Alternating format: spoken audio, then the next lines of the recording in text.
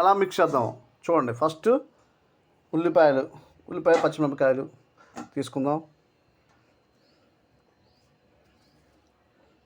పచ్చిమిరపకాయలు తీసుకుందాం.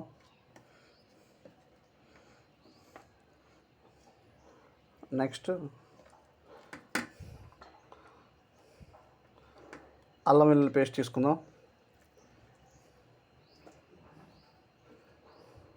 ఓకే, ఉల్లిపాయలు అల్లం వెల్లుల్లి పేస్ట్ మిక్స్ చేసిన తర్వాత నిమ్మకాయ చక్కగా పిండాలి. పుల్లగా ఉంటుంది ఇమ్యూనిటీ నిమ్మకాయలకి. చక్కగా మంచి ఇమ్యూనిటీ అండి నిమ్మకాయలు. ఎక్కువ నిమ్మకాయలు పిండమాకలు పుల్లగా వండుదాం అట్టు. ఎందుకంటే ఒక నిమ్మకాయ చాలు. ఎందుకంటే టమాటా ఆల్రెడీ ఉంది కాబట్టి ఒక టమాటో అది పులుపు ఉంటుంది. మళ్ళీ ఈ నిమ్మకాయ కూడా పులుపు ఇంకా ఎక్కువ అవుతుంది, ఓవర్ పులుపు అయిపోద్ది. పుల్లగా ఇంకా తినగల తినండి. ఓకేనా మై డియర్ ఫ్రెండ్స్. ఇంకా నెక్స్ట్ టమాటోస్ వేసుకున్నాం.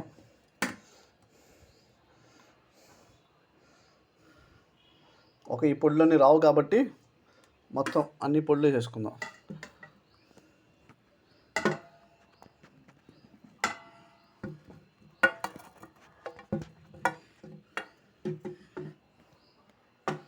ఓకే,